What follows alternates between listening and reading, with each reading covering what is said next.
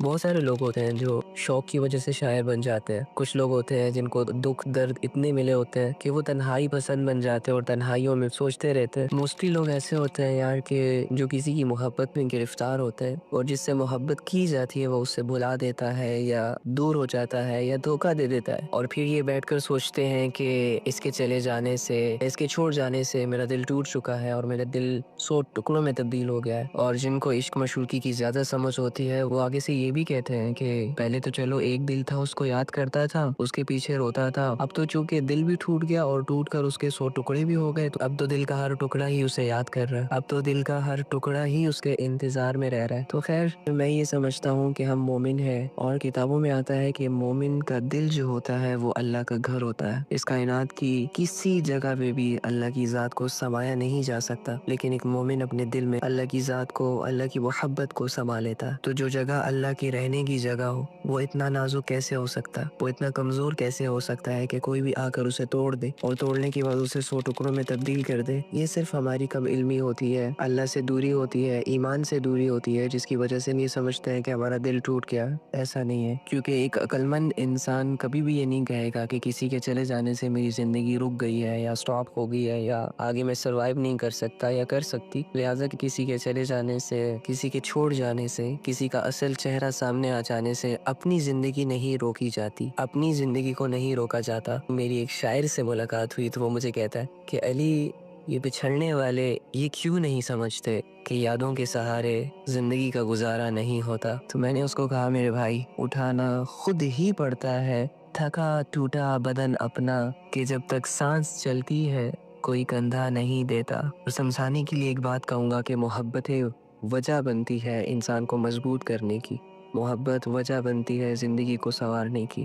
تو جو محبت آپ کو اکیلا کر دے، جو محبت آپ کو ذلیل کر دے، رسوا کر دے، وہ محبت نہیں ہوتی. وہ وقتی ایک لگاؤ ہوتا ہے جو وقت کے ساتھ ساتھ ختم ہو جاتا ہے. لیکن اللہ کی محبت میں یہ تاثیر پائی جاتی ہے کہ جب انسان اللہ کی محبت میں انوالو ہو جاتا ہے، جب انسان اللہ اور اس کی ذات کی محبت میں مگن ہو جاتا ہے، تو یہ محبت انسان کو ایک نئی زندگی فراہم کرتی ہے. یہ محبت انسان کو اپنے قدموں پر کھڑا کرتی ہے. یہ وہ محبت ہے کہ جو انسان کو یہ عقل دیتی ہے کہ تمہاری زندگی ابھی ختم نہیں ہوئی، ابھی کرنے کے لیے بہت کچھ ہے، ابھی بنانے کے لیے تمہارے پاس ایک بہت بڑی آخرت ہے، ایک جنت ہے. تمہارے مشنز، تمہارے ویژنز، تمہارے گولز ختم نہیں ہوئے. یہ وہ محبت ہوتی ہے جو انسان کو اپنے قدموں پر کھڑا کرتی ہے ایک مضبوطی کے ساتھ. تو لہٰذا انسانوں کی محبت، چیزوں کی محبت میں خود کو گرفتار کر کے اپنی زندگی پر، اپنے جسم پر، اپنی آخرت پر ظلم نہ کرے. اللہ کی محبت میں، اللہ کی چاہتوں میں اپنی زندگی کو گزارے، تاکہ آپ کو آپ کی زندگی کے ہزاروں مقاصد نظر آئے. چیزوں کا مل جانا، محبتوں کو پا لینا، کسی کے دل میں جگہ بنا لینا، یہ کامیابی نہیں ہے. اس رنگ برنگی زندگی میں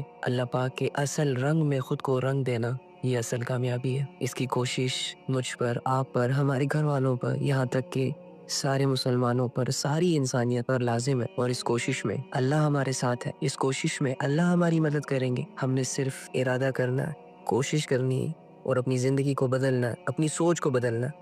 تو اس کے لیے کوشش کریں گے نا انشاءاللہ. سمجھاؤ اس دل کو، سمجھاؤ اس دل کو کہ تم تب سکون میں رہو گے جب تم اللہ کو قبول کرو گے. تم تب سکون میں رہو گے جب تم اپنے اللہ کو حاکم مانو گے، اپنا اللہ کو اپنا رب مانو گے، اللہ کو اپنا سب کچھ مانو گے.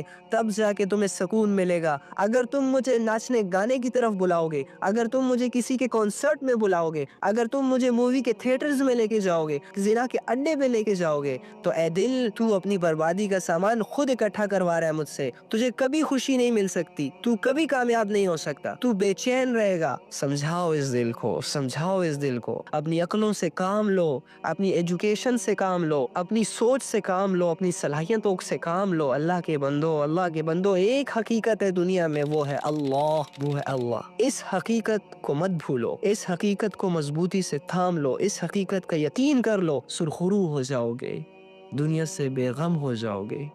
تم ہمیشہ سرخرو رہو گے، دنیا میں، آخرت میں، محشر میں، قبر میں، ہر جگہ تمہاری کامیابیاں تمہاری منتظر ہے. کہ خدا کے بندے، اللہ کے بندے، دنیا کی مخلوق سے اپنا دامن چھڑاؤ، دنیا کی رونقوں سے منہ پھیرو اور اپنے اللہ کی اور چل پڑو.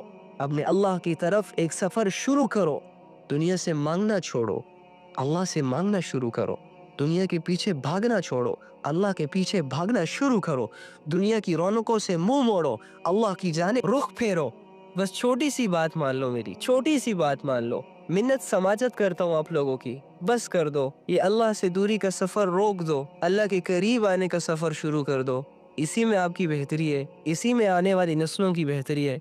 خدا کے لیے میری اس چھوٹی سی بات کو ماننے کی کوشش کریں۔ وَأَسِرُّوا قَوْلَكُمْ أَوِ اجْهَرُوا بِهِ إِنَّهُ عَلِيمٌ بِذَاتِ الصُّدُورِ۔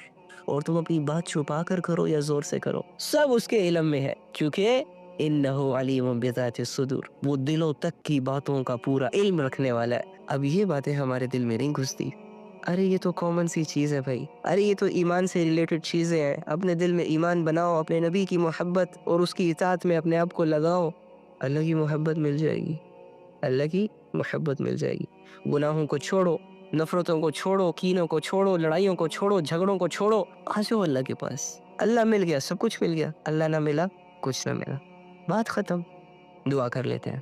اللہم انی اسألک بأن لک الحمد یا بدیع السماوات والارض یا حنان یا منان یا ذو الجلال والاکرام یا حی یا قیوم۔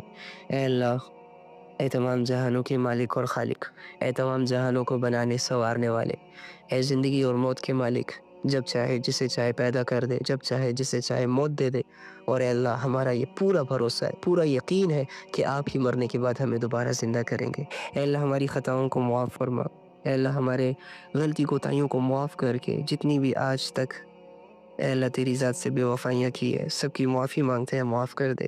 اے اللہ ہم آپ سے صلح کرنا چاہتے ہیں، ہم سے صلح کر لے، ہمیں نیک اعمال کرنے کی توفیق عطا فرما، ہمیں برائیوں سے بچا، ہمیں غفلتوں سے بچا، ہمیں نیک اعمال کو کرنے کی استطاعت اور طاقت عطا فرما، ہمیں نبی صلی اللہ علیہ وآلہ وسلم کا سچا عاشق، سچا امتی بننے کی توفیق عطا فرما۔ یا اللہ ٹوٹے پھوٹے الفاظ ہیں، مانگنا نہیں آتا، اے اللہ آپ دلوں کے حالات کو جانتے ہیں، آپ ویسے ہی ہیں جیسے آپ نے اپنی تعریف خود کی ہے، آپ ویسے ہی ذات والے ہیں، آپ ویسے ہی صفات والے ہیں جیسے کہ آپ نے خود بیان کیا۔ اے اللہ ہم آپ سے بس مدد مانگنا چاہتے ہیں، اے اللہ ہمیں اپنی محبت دے دے، ہمارے اعمال میں مدد فرما، ہماری دنیا کے حالات کو بدل دے، ہمارے آخرت کے حالات کو بدل دے، ہمارے دل کے حالات کو بدل دے، اپنے ذکر کے لیے، اپنی عبادت کے لیے، ہماری زندگی، ہماری روح اور ہمارے جسموں کو قبول فرما لے، ہماری صلاحیتوں کو اے اللہ دین پر لگا دے، گھر والوں پر بھی رحمتیں اور برکتیں نازل فرما، جن گھروں میں بد امنیاں ہیں، لڑائی جھگڑے ہیں، اے اللہ سب کے سب کو دور کر دے، ہمارے دلوں کو صاف کر دے، ایک دوسرے کے لیے محبت ڈال دے، اے اللہ ایک دوسرے کے لیے عزت ڈال دے، اے اللہ ایک دوسرے کے لیے خلوص ڈال دے، اے اللہ ہمیں ایک امت بنا، ہمیں ایک امت بنا کر اے اللہ دنیا سے مقابلہ کرنے کی توفیق عطا فرما، اے اللہ کفر کو پست کر کے اسلام کو بلندی عطا فرما، اسلام کو غلبہ عطا فرما۔ یا رب کریم ہم تیرے ہی محتاج تھے، تیرے ہی محتاج ہیں اور تیرے ہی محتاج رہیں گے۔ یا رب کریم آپ کسی کے محتاج نہیں ہیں، ہماری شرعی حاجات کو قبول کر لے، سارے خزانے زمین اور آسمان کے آپ ہی کے قبضہ قدرت میں ہے، اے اللہ تمام لوگوں کی شرعی حاجات کو قبول فرما، جو بیمار حال ہے ان کی بیماریوں کو دور کر دے، جو پریشان حال ہے یا رب ان کی پریشانیوں کو دور فرما دے۔